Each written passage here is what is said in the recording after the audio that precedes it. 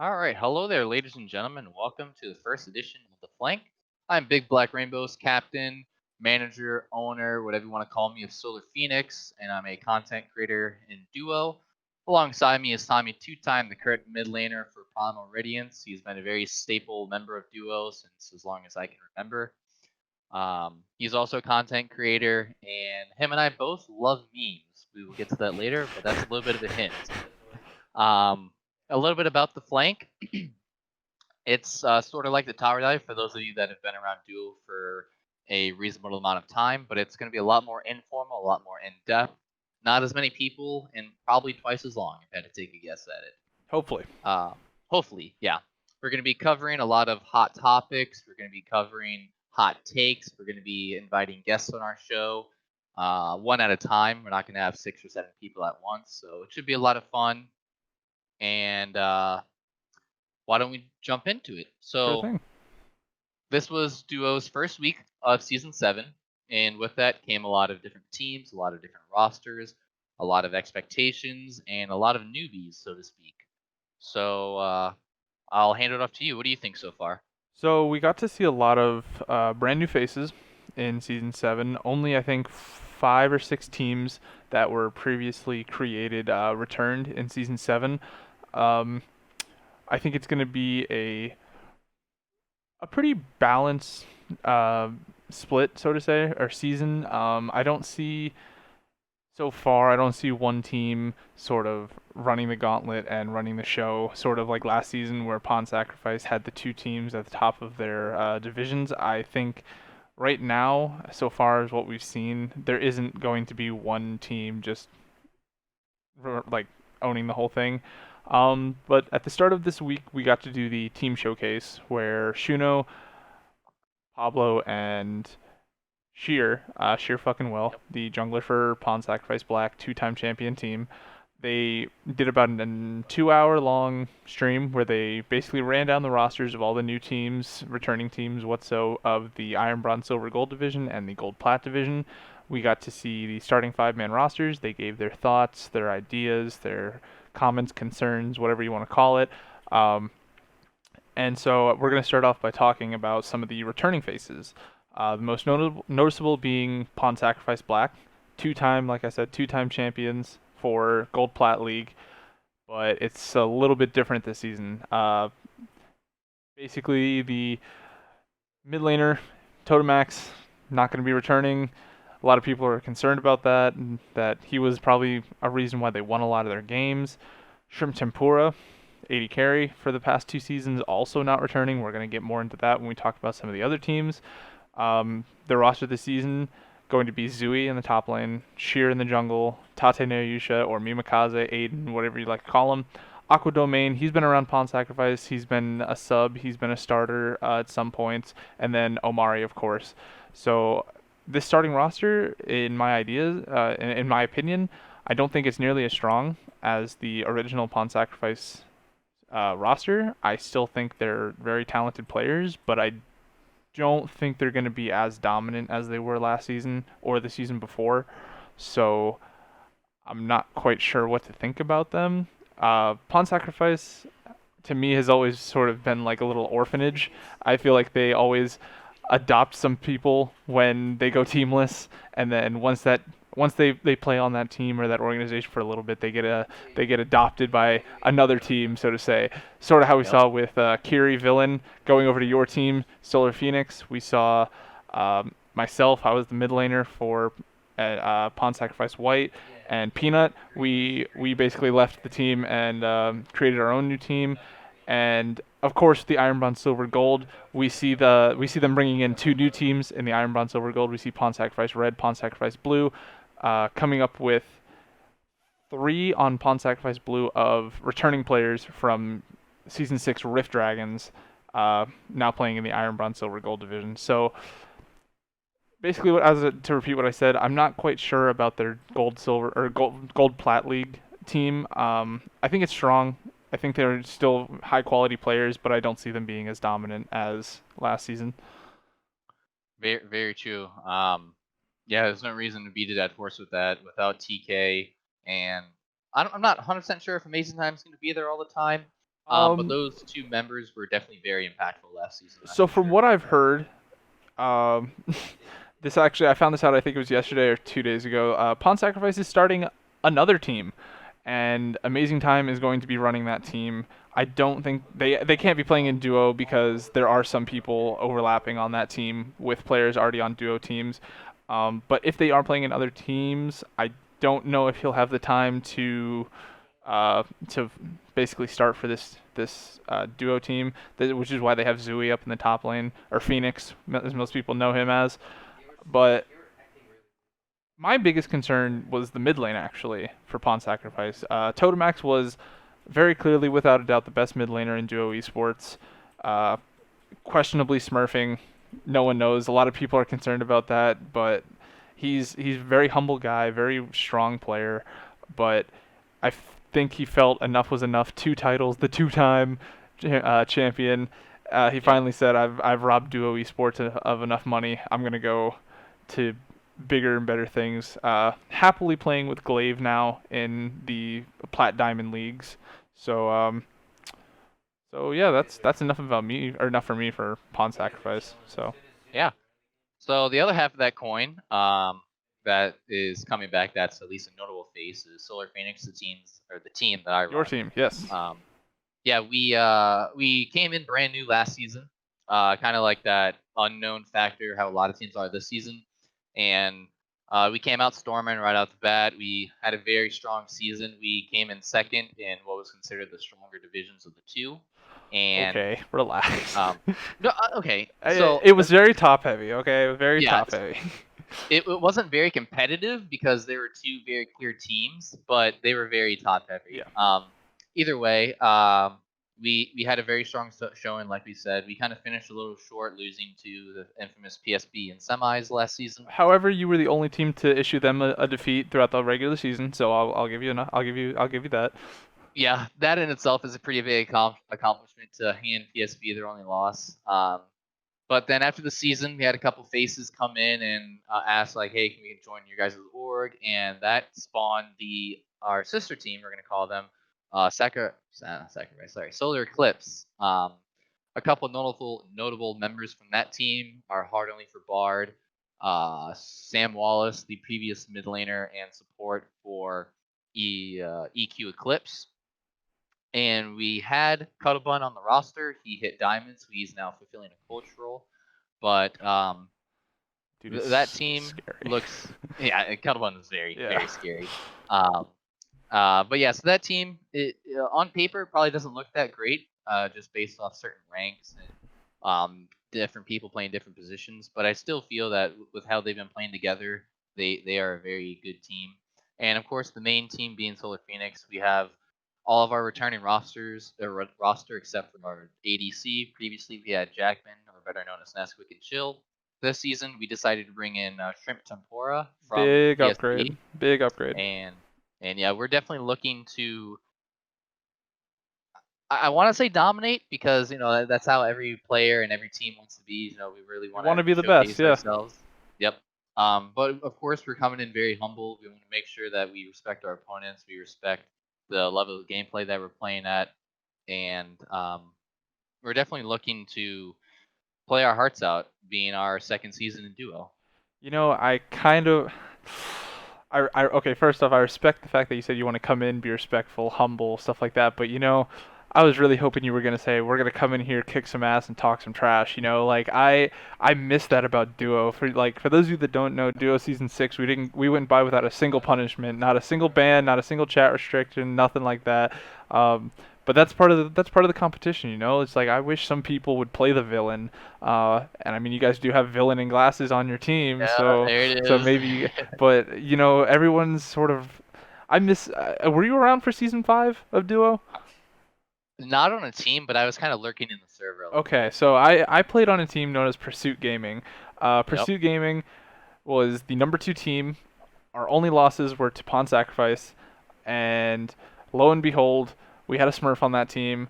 I served my time, I did my sentence, stuff like that. I'm back, better than ever, humble content creator and Shino's content slave. But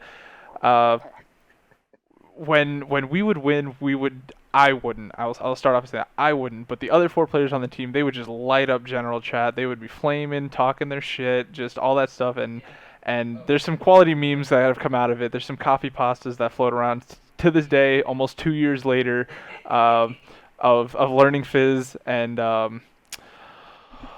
oh damn, what was the Lil Zin, that's who it was. Lil Zin, the jungler. I think he was the coach for one of the teams last season. I'm not sure if he's still around, but Austin, if you're still around, good to see you. I don't know, but yeah, I miss that like villain character that's in Duo. EG was one of those characters in season 5. They would talk their shit and they would never take it back, even after getting smacked. But maybe we'll see a team this season step up and take that spot. I don't think it'll be my team. I don't think it'll be your team. I don't know. Phoenix is on Pawn Sacrifice. Maybe he'll take that role, but I don't know. I do want to add that Pablo, our infamous support, is doing a salty take this season for one of the shows he's going to be on. So he's definitely going to be dishing a lot of flame, a lot of hype, kind of copy pastas, I hope. But the rest of the team, like you said, they're pretty laid back. I know me, for one, I'm going to be flaming a lot because now I feel like I've earned my spot to do that, so to speak. You can flame, but you're not even playing. That's not even. Yeah, okay, true, but like. How can you hate from outside the club when you can't even get in? Yeah, just don't bring up my win rate. That's all I ask. But yeah, so outside of those 2 teams, we obviously have some more notable returners. DuoEsports, they participated last season in the Gold Plat. A side note to that, there were no IBSG teams last season, for anyone that's new. So yeah, Aether did participate last season. Their notable team member that has stayed around to them is Fridge. He's currently participating in the IBSG League. And I'll let you elaborate a little bit on him, Tommy. So Fridge has been around, I believe, since season 2 of Duo. He's flip-flopped, I think, between mid and top. I know last season he played mid for Aether. I think he's played top pretty much every other season. And Fridge was always sort of the bar that was set for top lane when you played against him. If you could beat Fridge, you were a pretty good top laner. If you lose to Fridge, you're pretty shit. That's just pretty much how it went. I'm pretty sure Sheer said this almost word for word, same thing on the team showcase. But he played mid lane last season, got to the quarterfinals of playoffs where we beat them 2-1. Pawn Sacrifice White, I say we as in me, beat them 2-1 in the playoffs. I kind of wish he had played in the GPCS. I think he's definitely good enough to compete. He was able to he wasn't on a dominant team. I feel like he was probably the only standout player on that team last season, but I felt like maybe he just didn't want to have to deal with the stress. I say the stress, but maybe he just didn't want to have to worry about competition and decided, I'll just play an IBSG. I'll just walk over kids, stuff like that. But instead, Aether has brought in an entirely new team known as Aether Red to play in the Gold Plat division. 5 entirely new players. Never heard of a single one of them. Don't know how they're going to perform this season. But they are representing an organization that has been around for a long time. And there is a lot of... There's a lot of credibility that comes with Aether. Yeah. Not a lot of it is good credibility. They haven't really won a whole lot, but again, it's a staple name in Duo and they're representing it, so hopefully they can turn around their previous rosters' unfortunate experiences and pull out some wins this season. Yeah. I think the big thing about their name is, even though, like you said, they haven't been winning that much or been that like superstar team, so to speak, they are very well respected. They're great people to play against. They're great people in chat. They do flame a little bit here and there, but good banter, or banter in general, is always good, I should say. So they're great people, and I really hope that they kind of show that same attitude this season, because like you said, Aether is a great organization. I've known them a little bit here and there through other leagues, and I'm just really excited to play like side by side, so to speak, and also against them. But the last returning team that I can recall, at least. Oh, I have one. I know who you're going to talk about, but I have one after that. Oh, yep. All right. But yeah, so the last returning team that I can think of, emphasis me since I haven't been around super long, is Divine Ascension. They have 2 teams this season. They have a gold team in the IBSG League and a plat team in the GBCS. A couple notable members for them that are returning on the IBSG League is Void Alive. Alive. Yep. And then last season they had 2 people, SRC Divine and SRC Lexer, that are returning into the gold team. Those 2 players that I last mentioned, Divine and Lexer, they were very good last season, even though their record didn't really reflect it. Well, okay, there's a little asterisk next to that. They signed up for the IBSG League, and because we didn't have enough teams to fulfill it, they basically were grandfathered into the Gold Plat League. Yep. They played on SRC, which I believe finished either 6th or 7th in their league. I think they finished 6th. But again, I don't think they were set up for success against some of the players that they were in the divisions with. However, I don't think that makes them bad players. I think that now that they're in a division of their own, they can see more success. So, sorry to cut you off, but I just wanted to add that in there. Oh, yeah, you're good. Yeah, the little things for new people are kind of important to make sure they're caught up. But yeah, so like I was saying, and like Tommy said, I don't think they're bad players. They did relatively well against the hard competition that was last season. So I kind of expect good things, if not great things, from those 2 specific players in the lower bracket, so to speak, of Duo this season. And then Void Alive has been around for a very long time. He's a very well-known mid laner. And in the, not preview match, but the first regular season match that we got to see with them, he did really well. His team did lose, if I remember correctly. That was on Saturday, wasn't it? Or are you talking about the exhibition match? I was talking about the Saturday one. They didn't play on Saturday. Nope. That was the exhibition match you're thinking of. Exhibition. Yeah.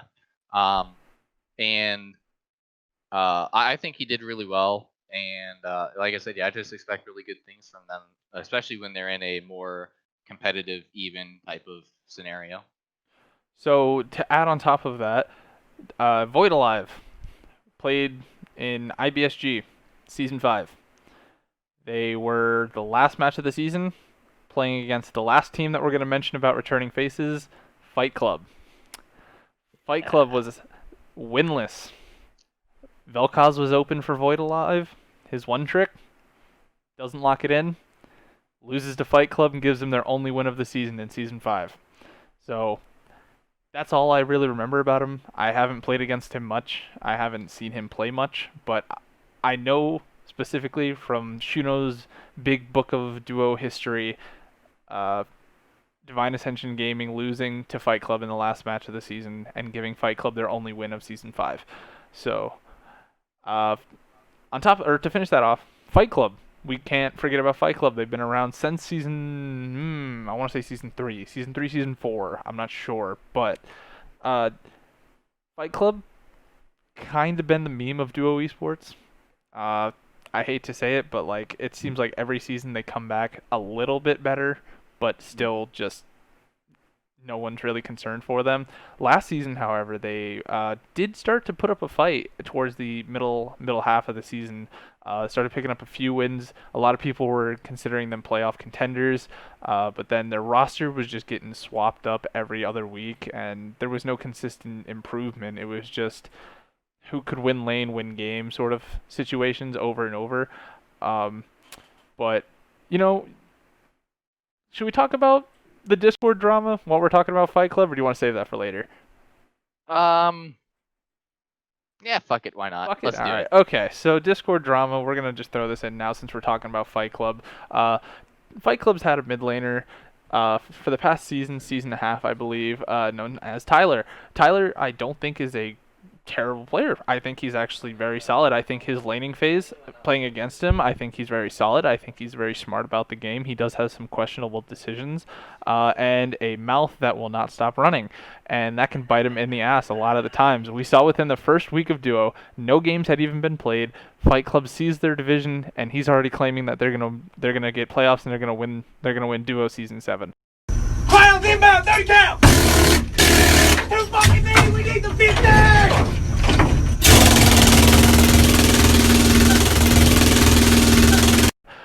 This caused a lot of drama in the in the Discord to a point where he was claiming that he was going to beat Pawn Sacrifice, to which he basically got to a point where he ran his mouth so much he was threatened to be shamed, left the Discord, and then the next day was removed from the starting lineup of Fight Club. I don't know if that sequence of events is what caused him to be removed from Fight Club, but that's the information that I got.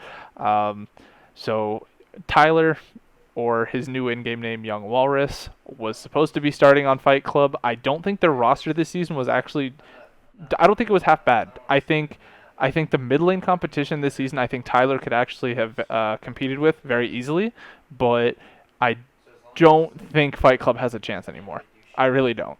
And that just goes to show that sometimes you need to be humble. Sometimes you need to watch what you're saying, and you need to know when enough is enough, because to be going from being shamed to be kicked from your starting roster and now being teamless kind of sucks. So yeah.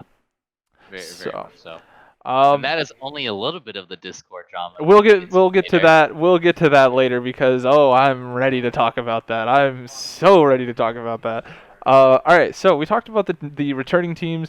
Unfortunately, if you weren't mentioned, just want to brush over this. If you weren't mentioned, it's because you're new. We don't have much to say about you. We're looking forward to learn more about you. Hopefully, you'll stick around for next season. So when we do content like this, we will have more information about you. But if you were mentioned, welcome back. And we just hope to have a good season with everybody competing. So we got to see all the new teams, discuss them, what we expect, what we don't expect, such like that.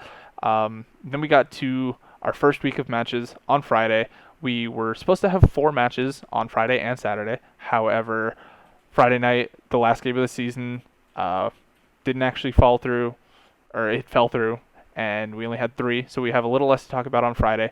But first match of the night was the Pawn Sacrifice Civil War, not the same one as last season with Black versus White, but we got to see the IBSG teams in Pawn Sacrifice Red and Pawn Sacrifice Blue. You want to talk a little about that? Yeah, so like we mentioned earlier, Pawn Sacrifice Red and Blue, both in IBSG, both coming from a very good organization, and they had a lot of players from last season that were on the GPCS teams. Mm-hmm. Those specific players didn't do bad at all in their game. A couple key notable ones were on the... Let me just double check before I say this wrong. On the blue side rather, we had... What the heck? They changed this. Okay. Yeah, so here we go. On the blue side, for Pawn Sacrifice, you have I Huff Paint, I Sniff Glue, and I Snort Crayons. I hate it. 3. I hate it. Yeah, those names are we're retarded. gonna pause. We're gonna pause because I know it's a meme, I know it's a joke, but like I didn't think their names were that bad to begin with. I think Something Corny, which I thought that was I thought that was a funny name, and then he changed it to I Huff Paint. What was it? I Huff Paint. Yep. Why? Like, and then I guess they were some backstory. They were originally a 3-man team that was playing on Rift Dragons, the number 2 seed going into playoffs for Duo Season 6. They made it all the way to the finals. Actually, that's not true, because right before playoffs, Rift picked up 4 Glaive players and then walked through their side of the bracket. But besides that, able to maintain first or second place throughout the entire regular season with the 3 mentioned, plus Nano in the top lane and Walkie on support. But yeah, we do have what I Huff Paint, I Snort Crayons, and I Sniff Glue. I Sniff Glue. Yeah. Okay. So if we mention their previous names, that's who we're referring to. But you were going on. You were listing some notable points of that game. Yeah, so those 3 players are at least the ones that I remember. I know Lone Wind was around for a while. I previously don't know him that well, so I'm going to focus on the 3 that I just mentioned. Ice Snort Crayons, previously named as Okina. He did very well on Jinx. Mm-hmm. He pretty much solo carried that game. Mm-hmm. And then on the blue side, or Was it red? Oh, Yeah, sorry, this on is the red confusing. side. This is confusing Yeah, because yeah, blue played on red and red played on blue. It was weird. Okay. yeah, yeah. So on the red side, you have Roki Doki, who is a. I'm not sure if he played on a team previously, because like I said, I haven't been around that long. But he is a very well-known name from Juno and I think Sheer. he played maybe in like season 4 or season 5, but let me tell you, most top laners should be scared of Roki Doki in the IBSG. I have had the pleasure of watching casting, um, even scrimming at one point against Roki Doki, and like he's a very solid top laner. I think if they can just fine tune a few of his mistakes, I think he could actually be one of the better top laners in GPCS. So Yep.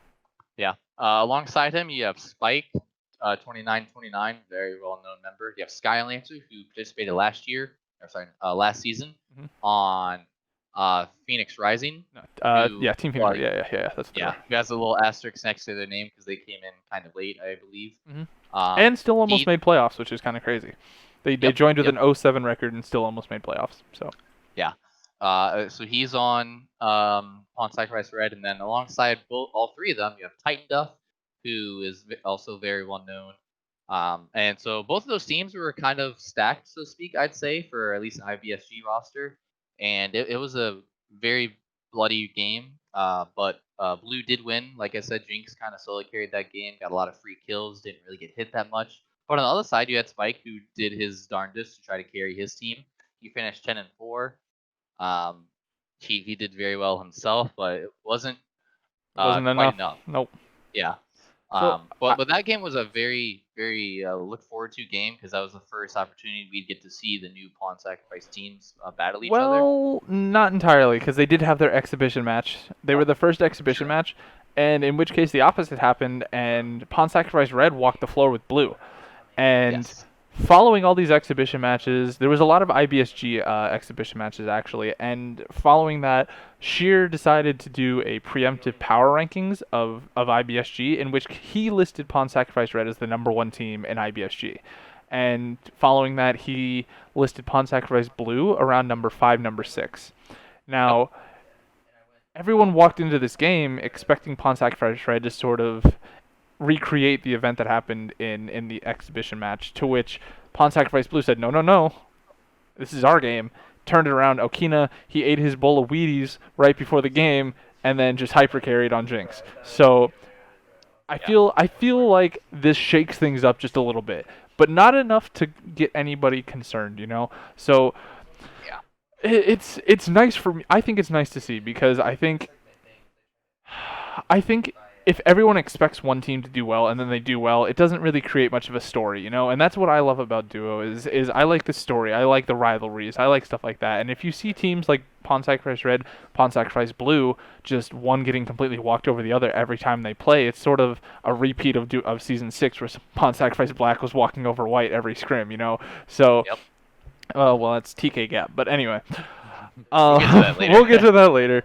Yeah. So I think this definitely shakes things up in a good way, because there's going to be more competition. The difference in games and difference of skill isn't going to be as wide as most people thought. We see that Blue can actually stand up against the sister team and go against everyone's expectations. So I think that's good. I don't think this is a sign for Red to be worried by any means. I think that maybe they just need to go over that game, just talk about what went wrong, and discuss some of the things they can do better. And the next time they meet up, it can be either the same result or a different result. There's just no telling. So Very, very true. So besides those games, we had another IBSG game, Zero Risk versus Urgatum. Urgatum is the team that everyone loves the name for, including myself. You know, you can't really go wrong with that name. However, the gameplay, though, not so much. Can't love that game as much as you love their name. You know, that game was. Yeah, that was a rough one to watch. But the both of these teams being new, we really didn't know much about them, so we were really eager to see what was going to go happen. Well, not what was going to happen. What was going to happen in the game, how teams would perform. And Zero Risk pulled out a very good comp, I'd say. They pulled out the Hecarim, Shen, Orianna, and then they had Caitlyn something else in the bot lane, right? Caitlyn and Caitlyn Lulu. Caitlyn Lulu. So we actually got to see a bit of Zero Risk in the exhibition matches. They had to unfortunately play against a Gold Plat League team, DOV Thunder. And that game was pretty one-sided, but it was one-sided, but it was also fun to watch. It was a bloodbath. They picked DOV Thunder ended up having like a Yasuo 80 carry that had like 10, 11 kills, I want to say. Meanwhile, Zero Risk basically just getting walked over, but also trading shots. Like the fights weren't 5-0 every single fight. It was like 3 for 2. So, and the key player that stuck out to me was KTN, the 80 carry for Zero Risk.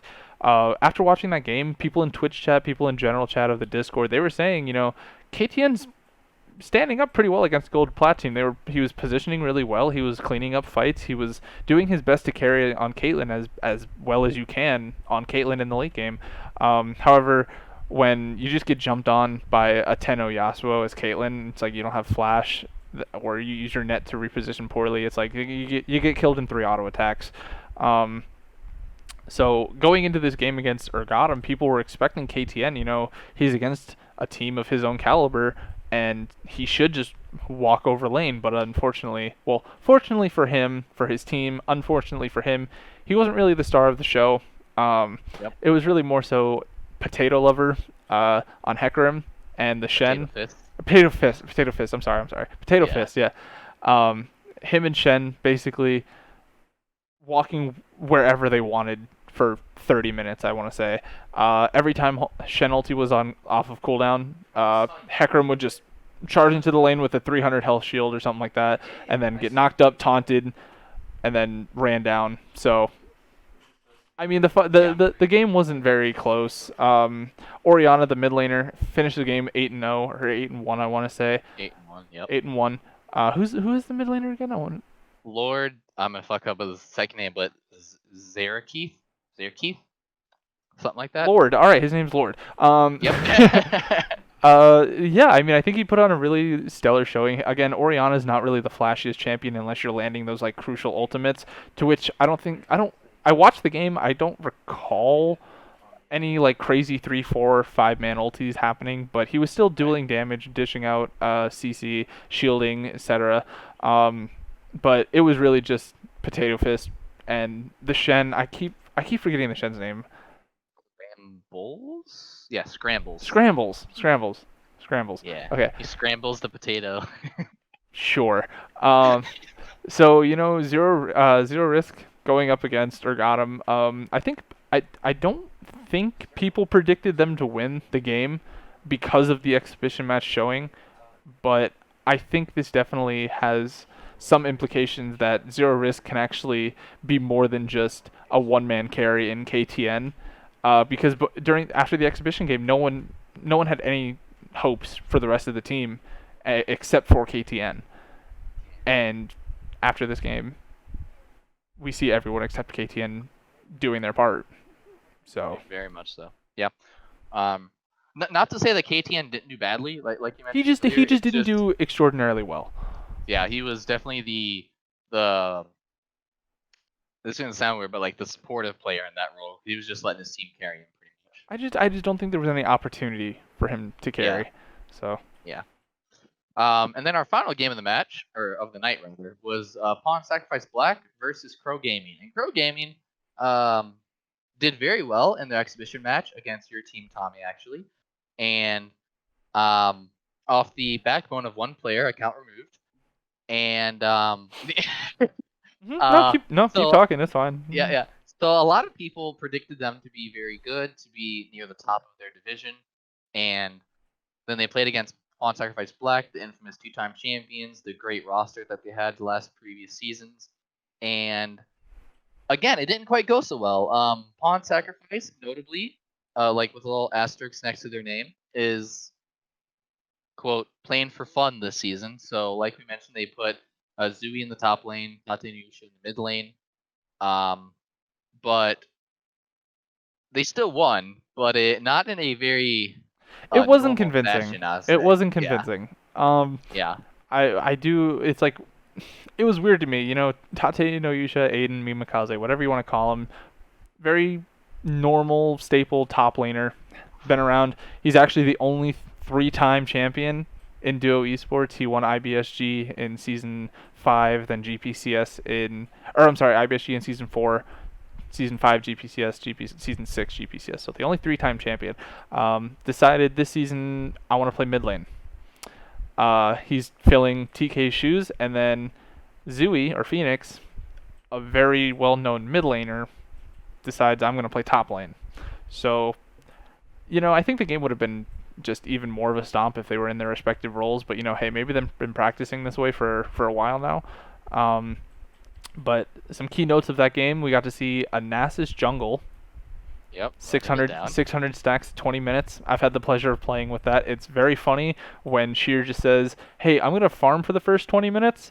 Don't fight unless I'm there. And if I'm there and I say don't fight, don't fight. So we're just in lane, farming, scaling. I hit tab. I see Sheer with a Trinity Force at 14 minutes. I see him go to a Scuttle Crab and kill it in 2 Qs. I'm like, what are you doing? And he already has 450 stacks at 15 minutes. I was like, okay.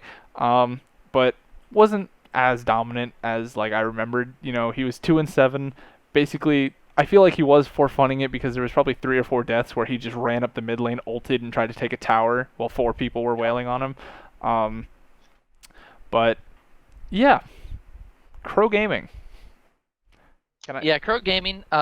I'm gonna first talk about this game real quick. Trick Juji, he performed very well in his Graves, finished 10-4. The other members of his team didn't quite do so well.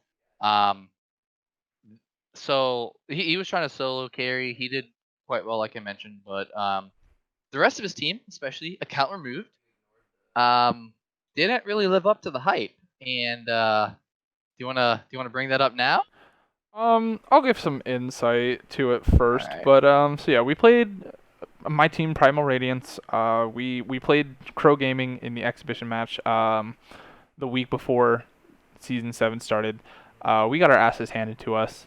We picked a comp that worked well together, but there was a lot of communication issues, a lot of positional errors, a lot of split decisions, and eventually the mid laner, account removed. He was on Diana. He finished the game 18-3 or 18-2, something like that. We lost. We got our asses handed to us. We said GG, but then, we were talking about it the rest of the night. We're like, this just doesn't seem right. Something was going on. Because, when we looked at we decided, most people when they go into a game, they want to scout their opponents, right? You're going to look at their OPGGs. You're going to pick the draft. You're going to ban stuff like that, stuff that gives you a benefit, stuff like that. And we looked at account removed, and he was a gold 4 support main. And I'm thinking, I'm gonna mid gap this guy. I'm just gonna solo kill him. Blah blah blah. And for the most part, I was up in CS at one point. There was a weird trade in the jungle where I tried to help my Zac but Olaf Diana just cleared us both. So I think we're dead. And then Diana's jumping into team fights, following nobody, but just deciding I'm Diana. I'm gonna go in and then ult 4 people.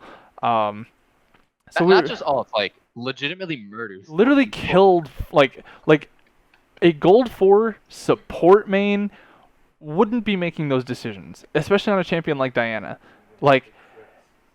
Unless you know your champion well enough that I know the damage output, I know the cooldowns, I know relative what champions the interactions, stuff like that. You don't make those decisions. And we were talking about it after the game. We're like, this sucks. This is stupid. Whatever. And I was like, there's no way this dude was a gold 4 support main. He's 18-3, 9 CS per minute. I was like, either he's smurfing or he had one of the best games of his life. And I don't want to say nobody has the best game of their life against me, right? But it just didn't sit right with me. So one of our players, our support, was just I'm pretty sure. She stayed up on her phone or something for a few hours and was just going through his match history, going through his recently played stuff like that, and we ended up finding an account that was Diamond 4, a support player, similar champion pool, similar or exact same builds on Swain and Diana or something like that, the champions that he played. And what we also noticed was the summoner spells were flipped when those champions were played in the exhibition game to the same summoner spells that were on the Diamond account. So we brought this to the moderators. We went about a week and a half without hearing from them. They basically said, we're looking into it. We're like, okay, this is just Duo being lazy again. They're just going to let this guy walk through it. But I was watching that game, and, personally for me, it felt good for them to lose. They have some fans in the chat. I can't remember their usernames at the moment, but they're basically calling me a baby because I was doing I was doing a copy pasta. It was like spam this hand to get account removed banned. I was doing spam this flame because account sharing is lame, stuff like that. I was doing a bunch of copy pastas, but outcome of that game, I was expecting Pawn Sacrifice to win regardless. People were expecting Crow to be third, fourth in the division. I didn't expect that. I think they had a really good game against us in the exhibition, but they won when it didn't matter. But very true. Oh, I should probably mention this is I'm talking all this. I didn't even give the outcome. Account removed was banned from DuoEsports.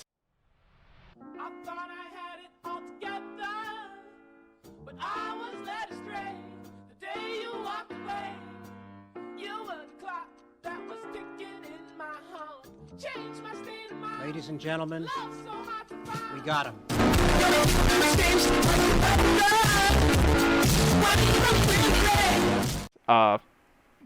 2 days ago, 2 or 3 days ago, he was banned for account sharing.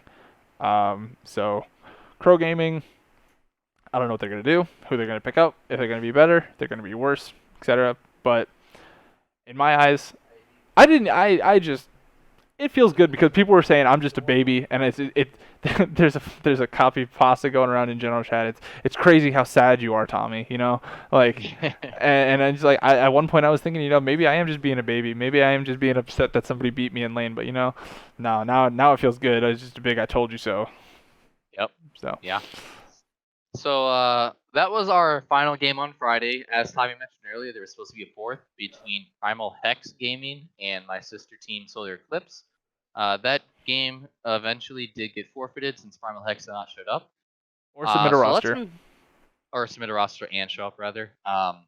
So let's talk about Saturday, where we had some really interesting games, to say the least. Yeah, okay. So Saturday started off with 2 Primal Radiance games in a row, back-to-back, doubleheader. First game was against MG Waves. MG, a very infamous organization in Duo's eyes. Last season they had MG Midnight, to which their captain basically, in some people's words, brainwashed their roster into thinking Duo was corrupt and the moderators favor teams, and this league is bullshit. They're not so. They ended up leaving, disbanding. I think their record was like 2-6 or 2-4, something like. It was very early in the season. But MG bringing in an entirely new roster, MG Waves, 5-man team, few role swaps, but still very good players. So we had the opportunity to play them. First match of the night. The composition that we played against really kind of threw us off because, like I said, when you're playing against a team you don't know, you're going to be scouting them, you're going to be looking into what they play, like champs they play together with, things that they think have synergy, stuff like that. Look for consistencies, things that they favor over others. But again, 5 new players, we don't have anything from previous leagues or anything like that, so we have only OPGGs to go off of. And the entire time we were thinking they're going to first pick Volibear because their top laner and their jungler both play it. It's a very strong pick right now. But they ended up first picking the Ashe after we banned Caitlyn, and that really threw us off because their AD carry had never played Ashe on that account. And I mean, Ashe isn't the most difficult champion to play. You really just press R when your team needs you to and provide some utility. But that kind of threw off our draft because we were hoping to play Ashe against them. But we ended up losing the game, getting outscaled by Corki and Ornn, and it was a lot of positional errors, a lot of split calls, which is something that we struggle with a lot and still trying to fix today. But I think they're a very solid team. I think they're going to make some noise. I believe they're 2-0 right now. They played against Crow and us, and so undefeated in our division. I think their mid laner Arc, I'm not sure how he wants to be called. He's a very strong player. His CS is very good. His lane assignment very good. His map awareness even better. But I think next time, I think there's a chance we can beat him. I think the game was close until we had a really poor fight in the at the Dragon. I don't really have much to say about that game other than that. Next game we had Crow Gaming versus Primal Radiance. So we had our rematch. Everyone on the team was hungry for revenge. We got to see them play on against PS Black, in which we were talking shit in the Twitch chat. We were flaming, and I was ready to talk shit if I won. But I still remember. Yeah. I still remember going into that game. I loaded up the VOD from the day before to see what account removed took for his summoner spells and which keys they were on. And then when we loaded into the game, I saw they were swapped, and I was like, "Oh, flashes on D, guys, look out, flashes on D." But that game was crazy. I mean, everyone I think played exceptionally well. Painless, his early game aggression on Rek'Sai, very, very good. 6-1 by like the 20-minute mark or 15-minute mark. Coconut's landing some nasty double binds, shielding perfectly, being aggressive yet also very supportive on Lux. I mean, that's the nature of the champion. But Peanut on Ashe, Sniper Peanut, landing like 14 out of 15 arrows or something like that on Ashe. Like, that dude was just nuts. I almost 1v3'd at one point. I still hate it because if I had backed for my Phage, I would have 1v3'd. I would have had a top 5 play, but it's fine. That game was close until one critical team fight in which we just basically took the game away. I think it really was a draft difference, to say the least. They picked Galio into Corki, which pretty sure Corki just hard wins that throughout the entire lane. You just space it properly. I had some few errors throughout the lane, just like getting caught looking around the map and then Galio walking into me. They had Akali into Gnar, which Akali does win that matchup, but our comp really isn't scared of Akali. I mean, we do have like Lux to lock it down if she gets caught, which happened several times. She would TP in and immediately eat a Lux Q to the face and then just die. We had Rek'Sai. We had Ashe, also utility. I mean, I know she's a mobile. Everyone on our team was pretty much a mobile except for me on Corki. They had Skarner, which I don't think Skarner's very strong right now, and they had nothing to really pair with the Galio ulti. They had Caitlyn, Nami, Galio, Skarner, Akali. Now, I guess Akali could jump in and shroud and then immediately get Galio ulted, but if Akali's throwing herself into the front line instead of getting a flank or something, the composition just kind of falls apart, especially if we're playing a front-to-back with we're playing a poke, sort of keep our distance, space out properly, then we just hard win that. But no, it felt good to beat them, and then it felt even better to find out the next day that their mid laner was banned anyway. So regardless of the outcome of that game, we would get a win. So that's enough about Primal Radiance. I just talked your ear off for about 5 minutes, but yeah. So next game, yeah, which I thought was the kind of a lopsided game, but also a very, very big surprise, which is Lighthouse Titans versus Dove Thunder. So Dove had a very strong showing in the exhibition match against us, Solar Phoenix. They pulled out the Sonalock spot lane. They lost early and then won late because shielding and a very strong Hecarim at that point. So everyone was kind of on the bandwagon for them. They saw great things out of them. They had good positional, or not good positional, but good team fight positioning, good team fighting in general, and so they beat us eventually. And Lighthouse, we obviously don't know too much about, if anything, because they're brand new. I don't really recognize anyone in their roster. So we kind of thought that Dove Thunder was going to win that since they had a good showing earlier. But in fact, it was Lighthouse Titans that put on a clinic. They only gave up 9 kills. They looked exceptional throughout the entire time. Their jungler, Show Me Forever, I think. I thought it was like Shmeow Forever or something like that. Shmeow Forever? I'm not sure. Sorry. Yeah, sorry if I butchered your name. You could flame me later. He did very well. He picked his set jungle. He fulfilled the tank role, but still finished with the most kills because Set's W is kind of broken. Did you watch that entire game? I watched most of it, yeah. Did you see that like crazy Set ulti into like the triple kill towards like the wolf camp by red side? I clipped that as soon as I saw that. I was like, Jesus Christ, that was like that. I was like, if I had the choice, I'd probably make that a top 5 play because it was just Absolutely. It was clean. It looked cool and it was clean. So, yeah, I agree. You know, Dolph Thunder, they looked strong. They had a really good showing against Solar Phoenix. I didn't expect much from Lighthouse Titans. You know, I kind of associated that with their with their logo.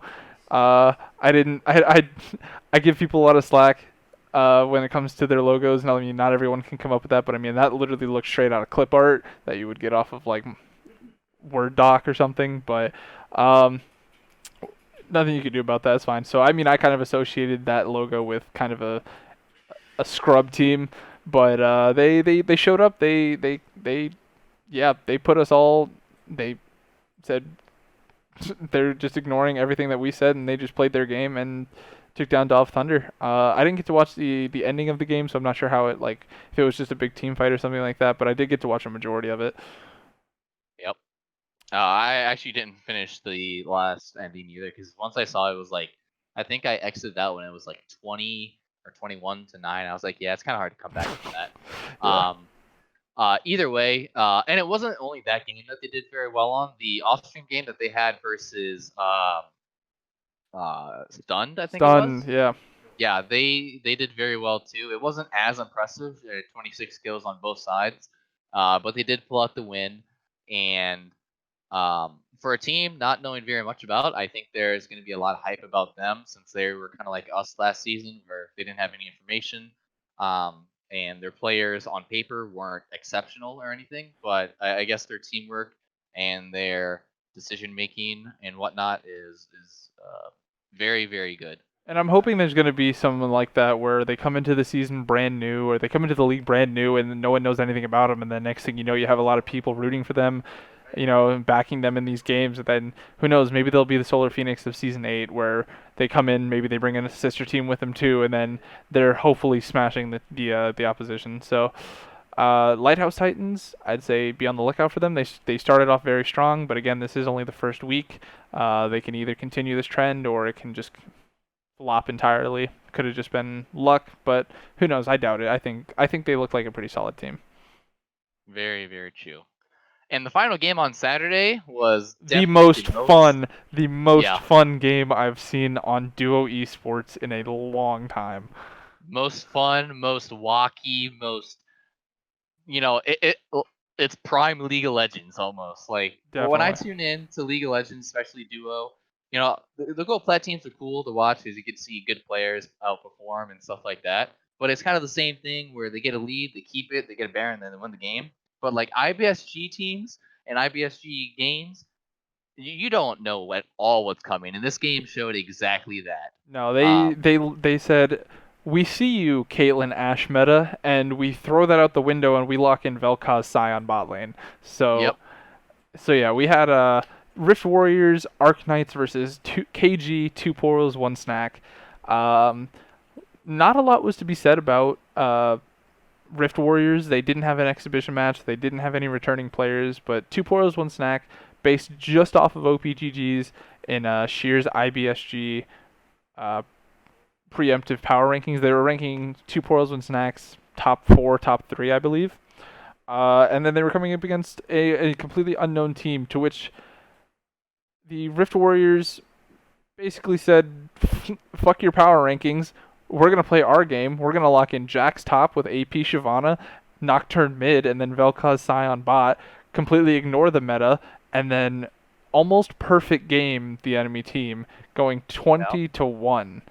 Like, that game, every time there was a scramble, it was so much fun to watch. Like, the champions they played, it made the stream enjoyable. It's like you said, it's like a lot of the times the streams, like one team gets a lead, then they get an objective, then they get another, then they get another, and then it's one more big team fight, and then it's over. And by the 15-minute mark, most people are like, yeah, okay, PSB wins, whatever, lol, KEK W, whatever. And no, this game, it's like, yeah, they had a lead the entire time, but every time they fought, like there was a point where Jax was 1v3ing in the top lane, and Yeah. it still looked close because I mean it's a 3v1, but then Jax just waits for his ult to come up and then just 1v3s anyway. So, Yep. I'm definitely excited for the return of IBSG this season. Very much. I don't know if we mentioned season 6 didn't have IBSG, but we do have enough teams this season, so we will get to see some not as clean games, but still fun to watch games. Yeah.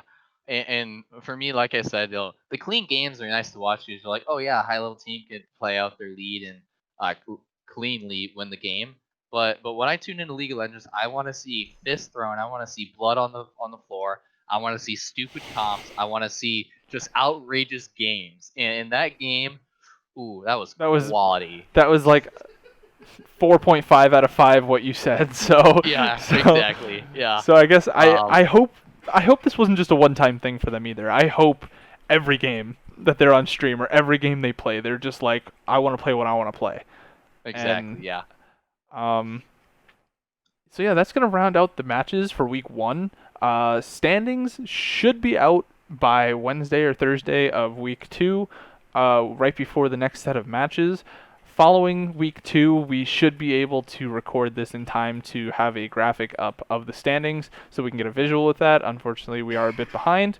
But as we are winding down this first episode of The Flank, we have about 1 or 2 more topics that we're going to quickly go over. So one of the big suggestions this season that came up was the playoff bracket, and how how the current one doesn't create as much diversity, doesn't create as much storyline.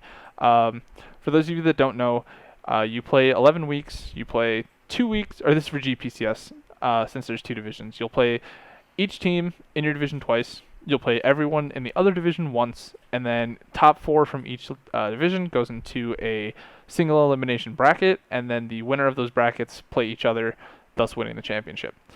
However, in my opinion, it should be the top four from each division play each other in a mixed bracket, 8-person bracket, single elimination, and then the winner is the winner. Because if I have played everyone in my division twice, and then I played everyone once, now I'm first seed in my division over here, and then I have to play the 4th seed in my division down here when I've already played them twice, and now I'm going into a best of 3 against them. I've just played that team 4 times, whereas I could have played someone on this side possibly 3 or 4 times, whereas you only played them once. And my prime example of this is last season. I was on Pawn Sacrifice White. I played against Solar Phoenix, his team, 1 time in 3 months. Off stream. And the really upsetting thing about that is that game was so hyped because you obviously had the Pawn Sacrifice logo kind of overshadowing you guys. You had Tommy, you had Peanut, you had Villain in the top lane at that time, and you guys were looking hot. We were looking really good too, and we were all like, "Yeah, let's get it. Let's see." I think both our records were identical too. I think we both were 10-3 or something. It was just who was the better number 2 team, basically. Exactly. Because right then we were right behind. No, it couldn't have been that. It couldn't have been that record because I think we were 7-2. 7-2 or 7-3. It was something really. We were identical. I want to say because at the time Rift Dragons was the number 1 team. They were 8-2. Pawn Sacrifice was 10-0 or something. Yep. 10-0. Yeah. So it was just who was the better number 2 team, and everyone was excited to see it. And then it's off stream. We'll never know. We can look at the match history, but we'll never know what happened. So. It was unfortunate, but that's why one of the big suggestions was to change up the playoffs brackets, because if we play Solar Phoenix and we lose the 1 time throughout the season, I never get a chance at redemption. I never get to show that we actually are better, if we are. But by switching up this bracket, you can create more rivalry, more storylines, more exciting gameplay, because sometimes those off-stream matches happen, and then 3 months go by and you never even seen the gameplay, So I do think it's a bit too late for that to happen though, as we are starting season 7. Maybe going into season 8, we can bring this up to Shuno, Vaslo, Dota, and hopefully get this changed. But that's just my opinion. Hopefully, some people follow that, so I'm not the only person. Oh, yeah. I agree. Not only with the diversity thing, but the storyline of like, if one team, let's just take Fight Club from last season, for example, right? Okay. They almost made the Hollywood run. They came, I think it was a game out of playoffs. One game. Yeah. And last season, if they would have made playoffs with the format they were suggesting, they could have ran the gauntlet so to speak. They could have faced potentially us. They could have faced you. They could have faced Pawn Sacrifice, whoever the case may have been. And you never know. Maybe like one game isn't indicative of how good they are, so to speak. So definitely a series of good quality teams that are really close or really even, so to speak, is a lot better rather than, like you said, facing the same team over and over again. Like, oh yeah, I know you're gonna pick this, so we'll just pick this type of scenario. Yeah. So yeah, if you agree with us, be sure to go into the suggestions tab in the Discord. Start bickering at one of the mods. Hopefully it gets changed, or maybe they're just like big middle finger and we keep it how we like it. But after that, we're going to be talking about what we're going to be doing for future episodes. Going forward, we want to include a special guest in each of our future podcast style, the flanks, whatever we're calling it. Yeah, the flank. And to do that, we are going to be taking some key players that happened throughout the last week of games. We're going to be creating a straw poll with about 4 or 5 players that stood out to us, so that way we can have someone give some insight other than just ours, because I feel like maybe after 10, 11 weeks you might get bored of bored of us just talking, and we want to create this. We want to keep this fresh and entertaining. So following this episode, we are going to be leaving a link in the description, as well as putting it in the Discord server in Subheap or the general chat, wherever it won't get lost, where you guys can vote, and then hopefully the player that wins, we can get in touch with them and bring them on the show. I think we have one more thing. We are running a bit low on time, so we're going to just try and blow through this. But if you want to talk about the last... So the last thing, as we mentioned earlier, Tommy and I both love memes. We create them. We strive for them. Meme is life. So if you guys are out there and see a quality meme or see like a highlight or something that you can make a meme of, please do it. Shout it out to both of us. Maybe you get it highlighted in the show here. Hopefully with Tommy's edits, you'll see a couple examples. I'll throw some this in video. Yep. You'll definitely get credit if it does pop up the show. We'll give you a shout out, and more flame the better. More flame the better. If it's really toxic, maybe you have a better chance of getting on. The last thing I'm gonna add is to follow on what Tommy just said. For the poll, the 5 players that have been selected for next week's video is going to be Painless, the jungler for Prime Meridians, Ice Snort Crayons, the ADC for Pawn Sacrifice Blue, Potato Fist 101, the jungler for Zero Risk. Zero Risk. Yep, thank you. Chandler, the ADC for MG, and MG Ambitious, who, unlike his name, is the mid laner for Stunned. Even though Stunned's games were both off stream, I still think he did very well in his games, even though scorelines probably weren't as impressive as others. But those are the people you have to vote for. That poll will be open until Friday, this coming Friday. That will be closed by then, and then we'll get in contact with the player, like Tommy said, and try to hopefully get him on the next show. Well, I think that's going to be enough from us. This has been The Flank. I'm Tommy2Time. This is Big Black Rainbows. Thank you guys for watching, and we'll see you guys next week.